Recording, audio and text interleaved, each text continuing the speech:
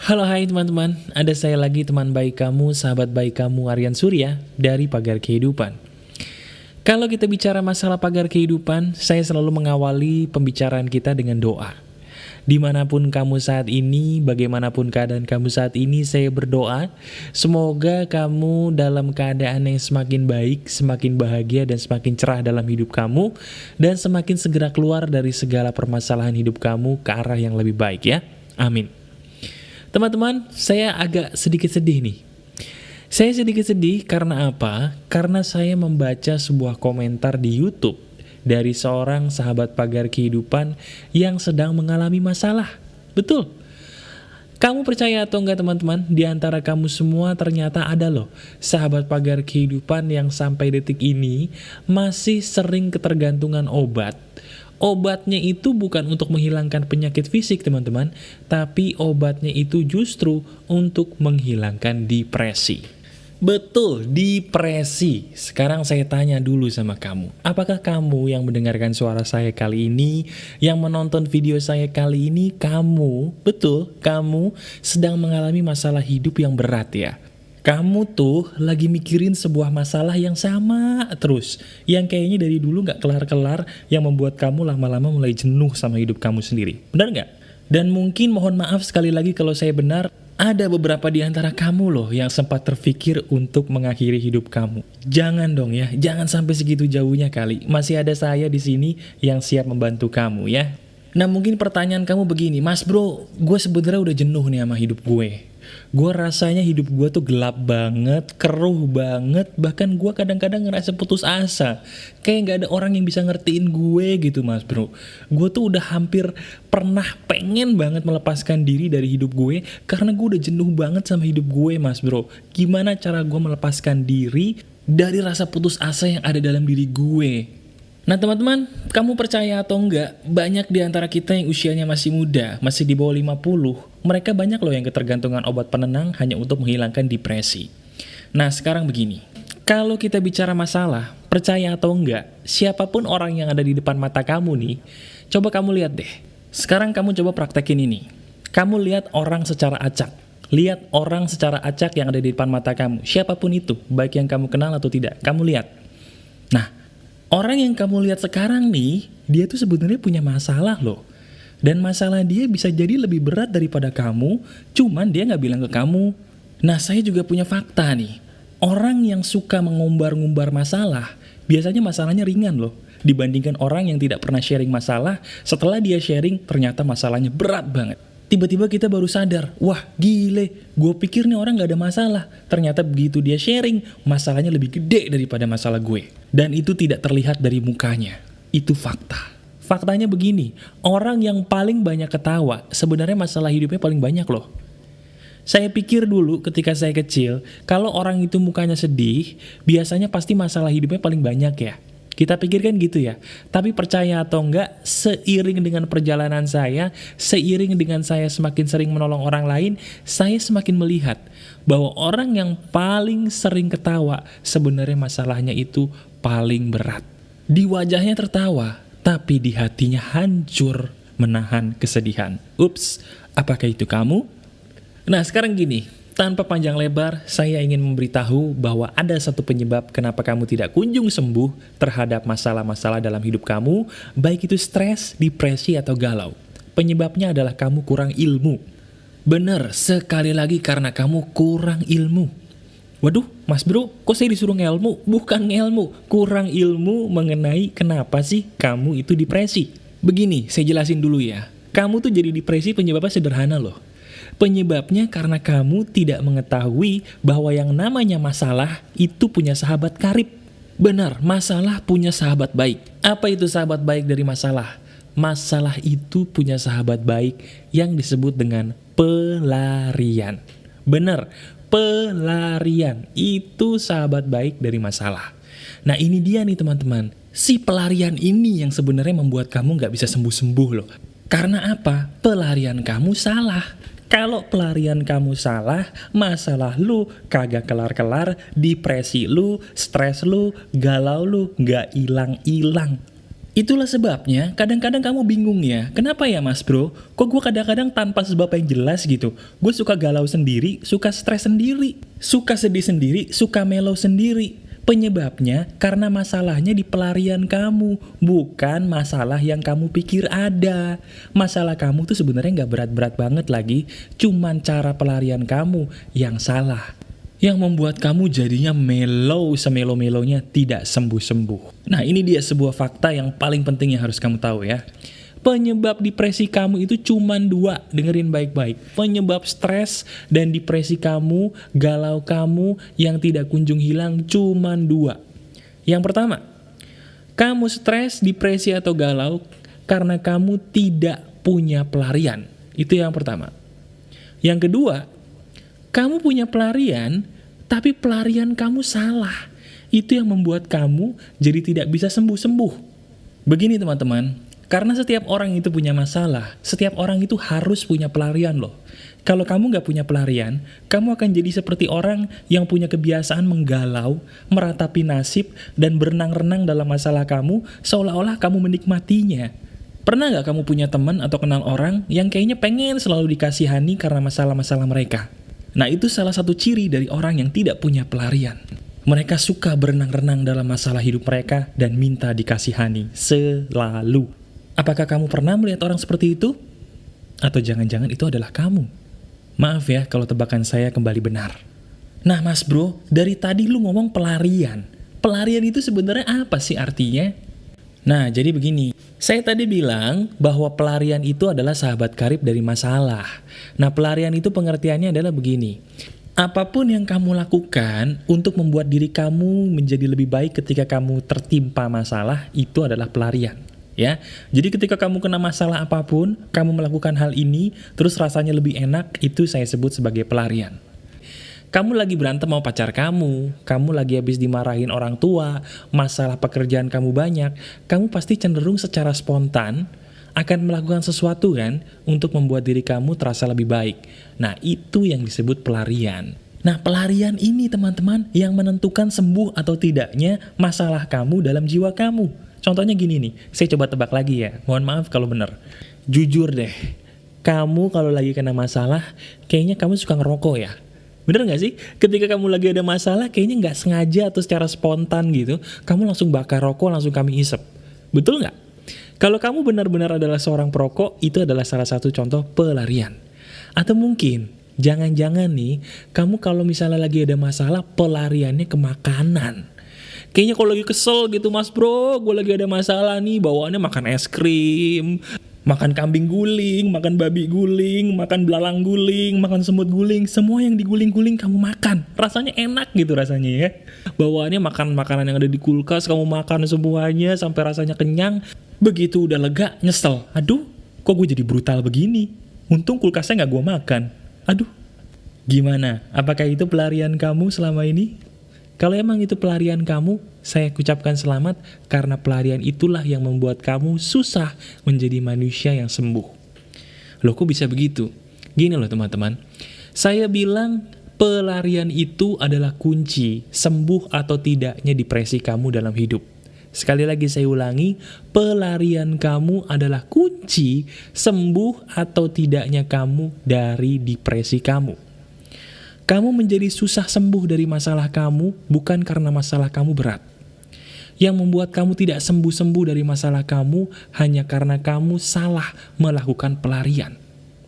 Pertama, harus kamu garis bawahi bahwa setiap orang harus punya pelarian untuk menghadapi masalah.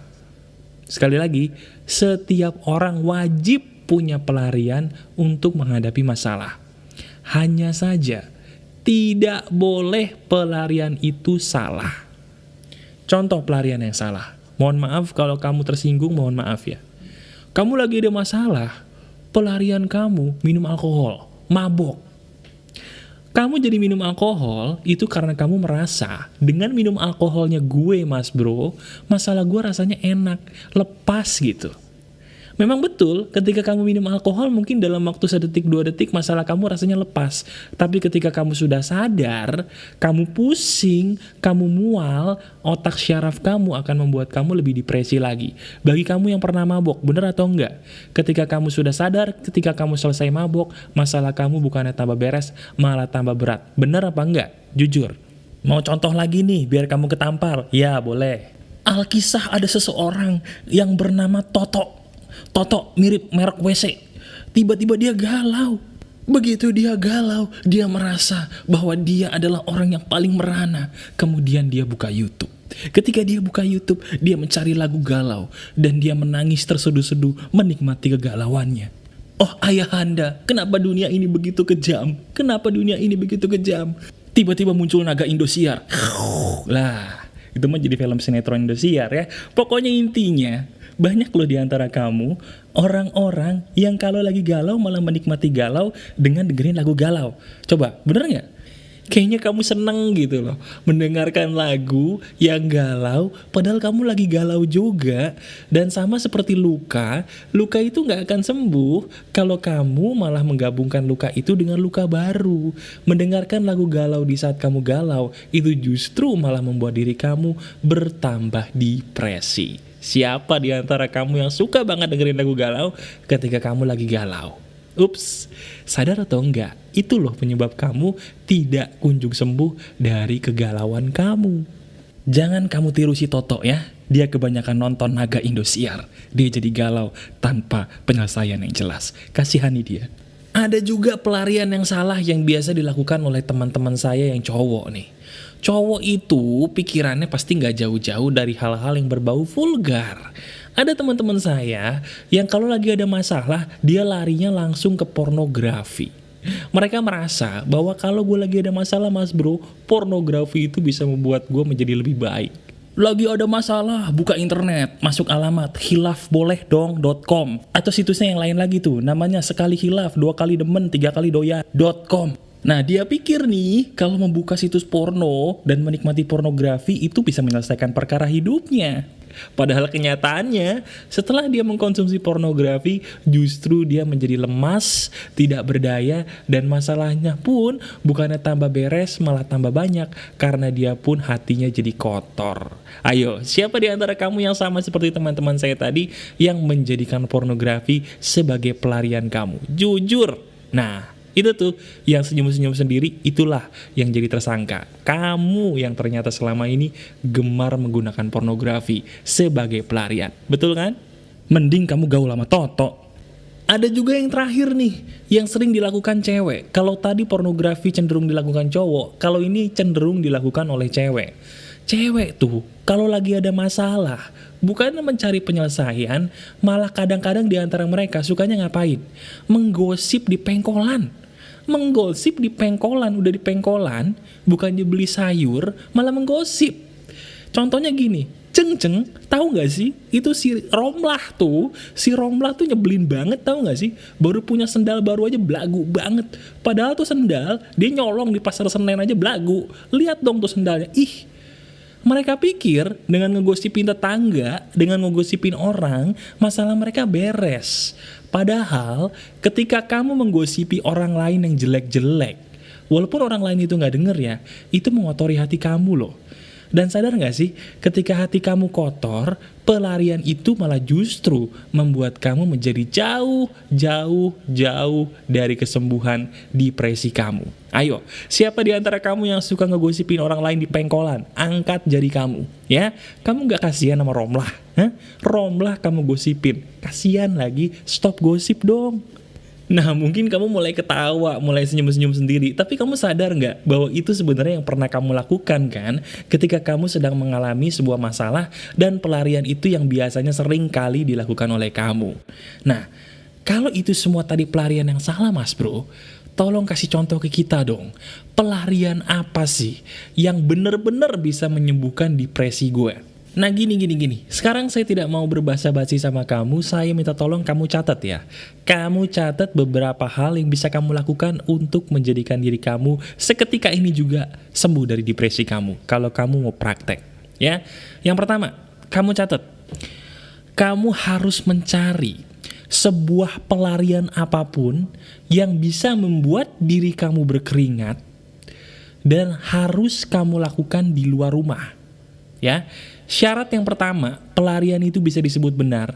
Yang pertama, bisa membuat kamu berkeringat dan harus rutin dilakukan di luar rumah. Saya ingin berbicara dulu sama kamu. Manusia itu sebenarnya ditakdirkan sama Yang Maha Kuasa harus selalu dekat dengan alam. Orang kalau tidak dekat dengan alam, orang itu akan cenderung menjadi depresi loh. Kenapa bisa begitu? Karena memang manusia ditakdirkan sama Yang Maha Kuasa untuk selalu bersahabat dengan alam.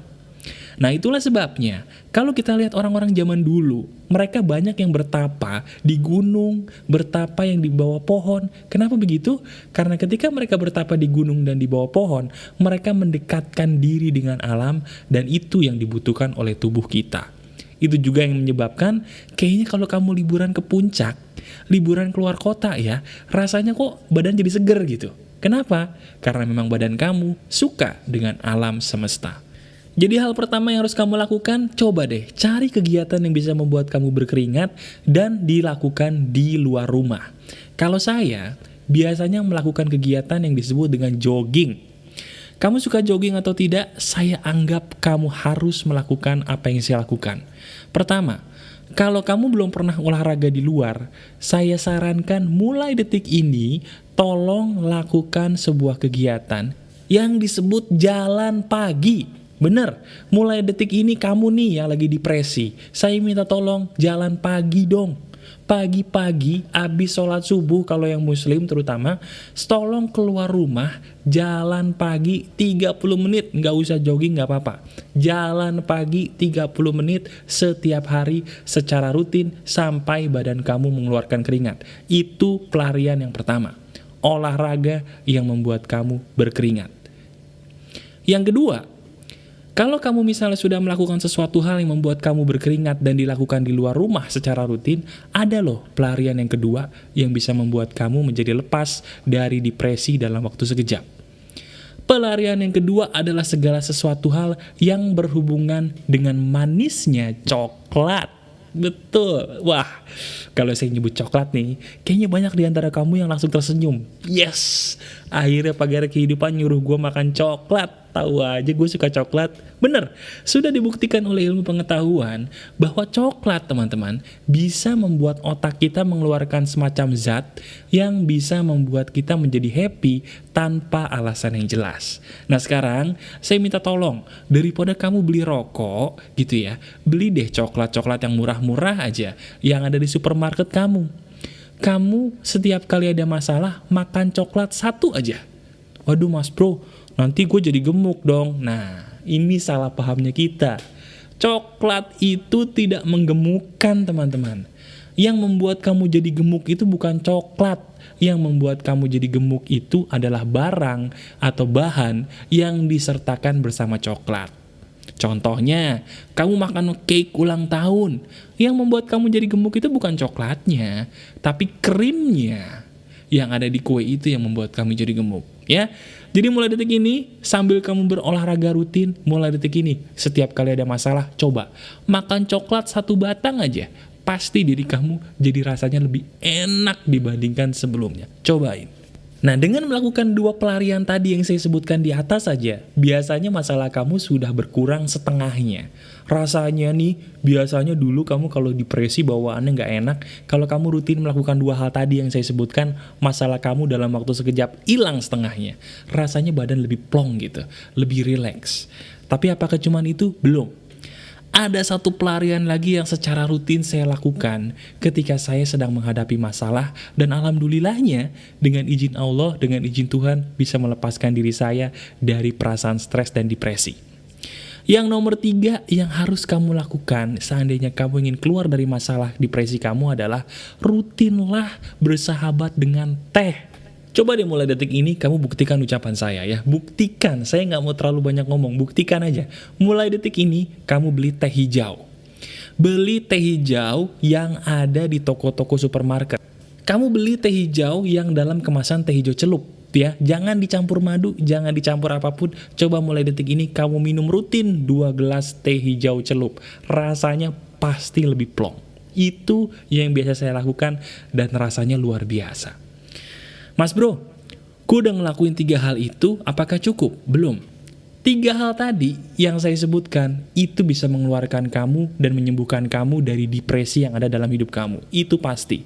Cuman, 3 hal ini nggak akan berarti apa-apa kalau kamu tidak melengkapinya dengan satu pelarian yang paling mustajab. Pelarian apa itu? Betul. Pelarian yang paling afdol setelah kamu melakukan 3 hal tadi adalah kembalilah kepada Sang Pencipta kamu. Saya bilang berkali-kali, dalam jasad kita ada yang disebut ruh. Ruh kita sebagai manusia ini tidak bisa hidup kalau tidak dikomunikasikan dengan yang menciptakannya. Siapa? Yaitu Tuhan semesta alam. Saya bilang, jangan mentang-mentang lu kaya, jangan mentang-mentang lu merasa ganteng atau cantik, jangan mentang-mentang lu merasa di puncak, lu gak butuh Tuhan. Tidak, seberapa hebatnya pun kamu akan kecil di mata Sang Pencipta dan kamu butuh cahaya dari Sang Pencipta. Ya, jadi kamu lakukan 4 hal tadi. Mulai dari yang pertama, mulailah berkeringat secara rutin di luar rumah. Lakukan olahraga rutin mulai dari jalan pagi setiap hari. Yang kedua, bersahabatlah dengan coklat. Makanlah coklat ketika kamu sedang dihadapi masalah. Tidak perlu terlalu banyak, yang penting coklat dan itu halal.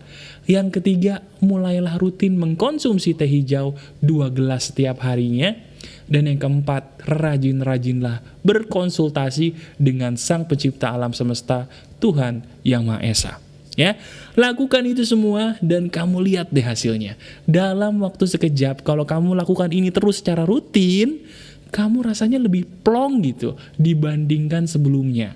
Dan saya selalu bilang ya, apapun obat yang kamu minum yang berhubungan dengan depresi, tolong hentikan. Tolong hentikan. Loh kenapa mas bro, kan gue butuh.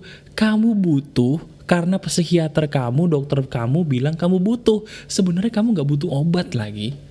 Kamu cukup memperbaiki pelarian kamu dalam waktu sekejap, dengan izin Tuhan kamu pasti sembuh. Sekarang saya tanya, waktu saya tadi cerita soal Toto dan Romlah, apakah kamu ketawa? Kalau kamu ketawa, sebenarnya kamu normal. Kamu masih punya selera humor yang baik dan kamu tidak ada masalah, ya. Dan itu sebagai bukti bahwa kamu tidak butuh obat. So, kurangi minum obat kamu ya. Sayangi diri kamu dengan jangan terlalu sering mengkonsumsi obat-obatan kimia dan lakukan apa yang saya katakan. Tetap semangat teman-teman, selalu ada jawaban dari setiap masalah dan selalu ada saya di samping telinga kamu untuk menyelesaikan setiap perkara hidup kamu. Masih ada saya Aryan Surya, sahabat kamu dari Pagar Kehidupan. Tetap keep spirit, keep sharing, and keep loving. Bye-bye.